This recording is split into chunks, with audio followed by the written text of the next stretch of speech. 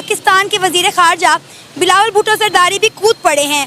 उन्होंने कहा है कि भारत एक दहशतगर्द और गुंडा रियासत बन चुकी है। और दूसरी बात ये है कि जो वो बिलावल ने, जैसा कि आपने मुझे बताया कि बिलावल ने बयान दिया है कि ये बिलावल जरदारी ने कहा है इस सारे मामले के ऊपर कि इंडिया एक दहशतगर्द और गुंडा रियासत बन चुकी है।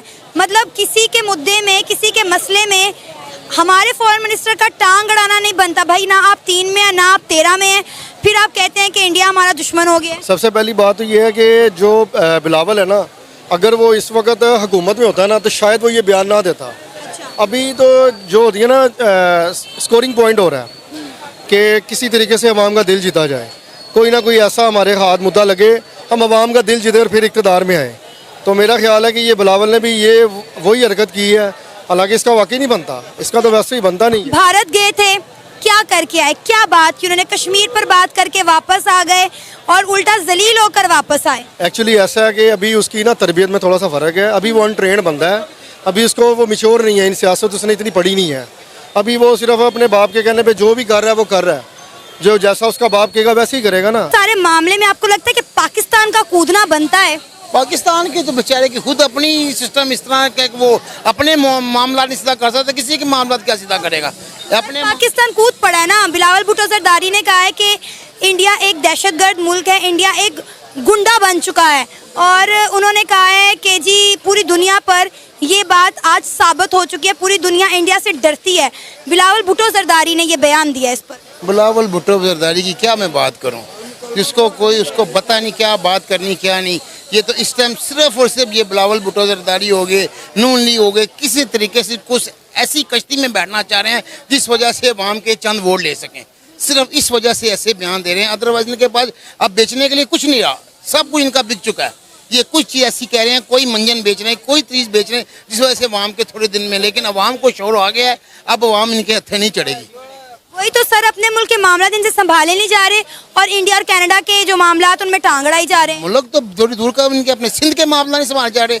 सारी जिंदगी से जब से हम पैदा हुए हैं, 40 साल के होंगे, सिंध में गवर्नमेंट की इनकी है। इन्होंने क्या किया सिंध के लिए आज तक? ठट्ठा में क्या किया आज तक? आज तक उधर पानी नहीं दे सके तो ये दुनिया के मुल्क संवारेंगे। बलोचिस्तान में आप देख लें क्या हालात हैं। बलोचिस्तान में अलग से तहरीक शुरू हो गई है, बलोचिस्तान के मामला इनसे हैंडल नहीं हो रहे। आज़ाद कश्मीर देख लें, आप गिलगित बल्तिस्तान देख लें, अपने सूबे इनसे संभाले नहीं जा रहे। इंडिया और कनाडा के मसले में ये लोग कूद पड़े हैं और नरेंद्र मोदी को और इंडिया को बातें सुना रहे हैं। वैसे इन्होंने इंडिया से कुछ नहीं सीखना, लेकिन जैसे इंडिया के खिलाफ कोई इस तरह की बात शुरू होती है, कोई नेगेटिव खबर निकलती है, उसमें ये भाग के कूद पड़ते हैं। मैंने तो पहले आपसे गुजारिश की है कि इनके अपने मामला सुधरने रहे। देखें, आप अपने घर को तो पहले सुधारें, आप इस काबिल बने। इधर हर जगह महंगाई का रोना रो रहा है, कोई पार्टी धरना दे रही है, सराजुल हक साहब अब धरने दे रहे हैं, कोई कुछ कर रहा है, कोई कुछ कर रहा है। इधर पेट्रोल की कीमत दिन ब दिन, एक पेट्रोल इधर वो कहती हैं कि 9 रुपये बढ़ाएं, इधर 26 रुपये बढ़ जाता है। 9 रुपये की समरी आती है कि जो कह रहा है कि वज़ारत पेट्रोलियम के 9 बढ़ाने हैं, वो 26 रुपये बढ़ा रहे हैं। जुल्म की इंतहा देखें। इनका अपना ही मुल्क संभाला जा रहा, अपने से कुछ हो नहीं रहा, कोई चीज़ हो नहीं रही। डॉलर को वक्ती तौर पर नीचे ले हैं, अल्लाह करे ये नीचे ले। आर्मी चीफ की काविशें शायद को कामयाब हो जाए, नीचे आ जाएँ, लेकिन ये वक्त तौर पर कुछ हो रहा है। जब तक इनको चाहिए अपना, जैसे इंडिया की फिर वो बात आ गई, इंडिया ने अपने आप को इस काबिल किया तो उसने उसको कनाडा को जवाब दिया है। अगर इस काबिल ना होता है इंडिया तो उसकी क्या जरूरत थी जवाब दे सकती?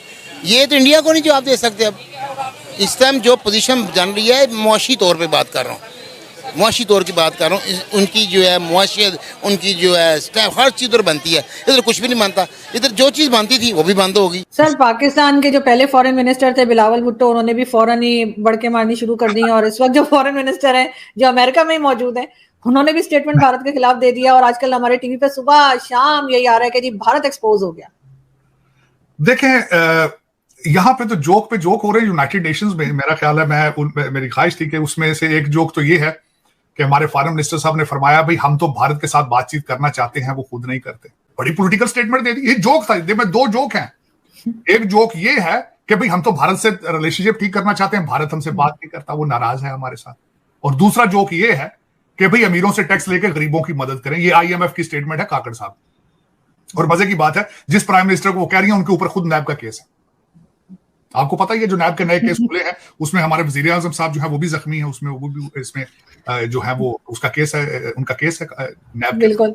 तो भाई आप किनसे बातें कर रहे हैं यार? IMF वाले पता नहीं कि उधर हमारे नवाज शरीफ साहब हैं, वो कहते हैं भाई G20 हमने करनी थी, चांद पर हमने जाना था। ये कैसा यार, ये जोक्स क्या है यार, ये क्या कर रहे हैं आरजू? मुझे तो बहुत ही अजीब सा लग रहा है। वो कह रहे हैं हमें कॉपी करके भारत ने अपनी इकोनॉमी ठीक कर ली, ये तो हमारे आइडिया थे, सब सारे आइडियाज हमारे थे जो भारत ने कॉपी कर लिया। मैं आरजू देखें, अपनी सड़क तो खुद आप सीधी बना नहीं सकते हो भाई। मोटरवे आपने कोरिया से बनवाई है, सी पैक बन रहा है आपका, चाइना बना रहा है। आप लाहौर का ट्रैश आप टर्की के ठेकेदारों को बुला लेते हैं सारी किकबैक्स लेने के लिए। जिस मुल्क में एक सड़क ना बन सकती हो, चांद पे किस तरह जाना? साइकिल पे जाना था आपने चांद? पता नहीं ये क्या, ये मजाक पे मजाक है। और कौम ऐसी बेवकूफ है कि वो कहते हैं नहीं जी हमें जिहाद करना है, हमें जिहाद चाहिए, हमें जिहाद। पता नहीं किस जिहाद की बात हो रही है, पता नहीं दुनिया किस डायरेक्शन पे जा रही है। कल इलान मस्क ने कल जो उनका वो जो प्रोजेक्ट उन्होंने दिमाग में कंप्यूटर फिट करने का है, उसको FDA ने अप्रूव कर दिया है। यहाँ पे वो 10 लोगों पे ये एक्सपेरिमेंट कर रहे हैं। दुनिया दिमाग में कंप्यूटर लगा रही है, ये पता नहीं किस जिहाद के चक्कर में पड़े हुए हैं। और लीडर है। और मैं थोड़ी सी आजू मैं आपके हालात बताना चाहता हूं आपको। मेरे प्राइम मिनिस्टर साहब शहबाज शफीक साहब, वजीर आजम साहब पाकिस्तान गए, एक दिन रुके,